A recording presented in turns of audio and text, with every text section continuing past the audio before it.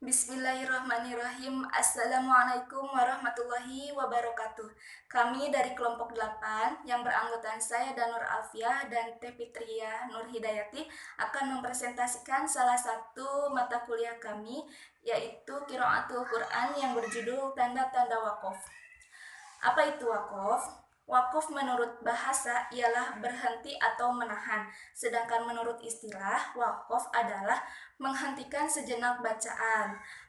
Lawan dari wakof adalah wasol, yang berarti terus dibaca. Nah, tanda-tanda wakof yang pertama yaitu wakof lazim. Wakof lazim yang bersimbol huruf mim, yang berarti harus berhenti.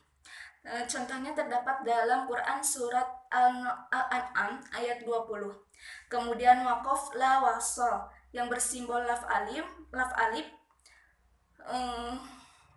alif, mohon maaf, lam alif yang berarti tidak boleh berhenti kecuali di akhir kalimat. Contohnya terdapat dari Quran surat An-Nahl ayat 32. Kemudian wakof waslu ula yang bersimbol sholat, yang berarti lebih baik melanjutkan bacaan. Contohnya terdapat dalam Quran surat Az-Zukhruf ayat 44. Kemudian yang keempat, wakof mu'anakoh. Wakof mu'anakoh yang bersimbol titik 3, yang ada dua, titik tiganya itu ada dua. Kemudian itu berarti harus berhenti di salah satu tandanya.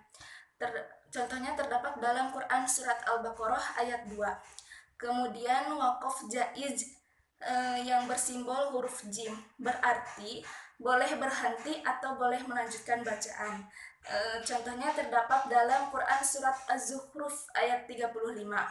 Kemudian wakof waktu aula yang bersimbol kola, itu berarti diutamakan untuk berhenti. Nah, contohnya terdapat dalam Quran surat Al-Maidah ayat 38. Kemudian wakof saktah. Wakof saktah ini berarti berhenti sejenak tanpa bernafas gitu.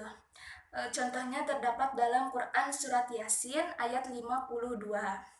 Dan selanjutnya pemateri yang kedua akan dijelaskan oleh Teh Fitriah. Ya, selanjutnya tanda wakaf lainnya namun jarang ditemui antara lain. Poin ke-8, wakaf mutlak.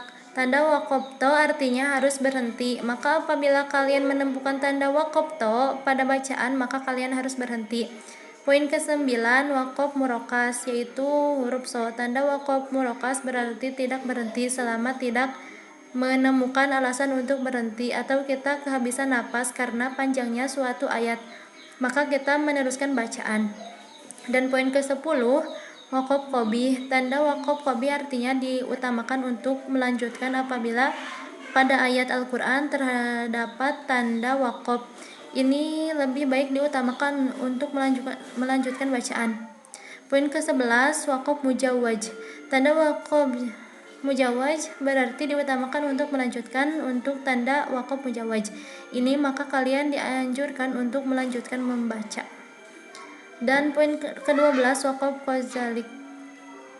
Tanda wakof kaf berarti sama dengan wakof sebelumnya. Jadi apabila kalian menemukan tanda wakof kaf ini, maka kalian harus menyamakan dengan tanda wakof sebelumnya. Poin ke-13, wakof mustahab, yaitu tanda wakof berarti diutamakan berhenti. Apabila jika terhadap tanda wakof ini dianjurkan lebih baik untuk berhenti daripada melanjutkan. Dan untuk kesimpulannya, yaitu wakof adalah salah satu hukum yang penting dipelajari dalam ilmu tajwid. Dengan mempelajari wakof, kita dapat mengetahui kapan dan di mana kita harus berhenti sejenak dalam membaca ayat-ayat Al-Quran. Pemahaman yang minim dapat menyebabkan seseorang jatuh pada kesalahan ketika membaca Al-Quran. Sekian dari saya.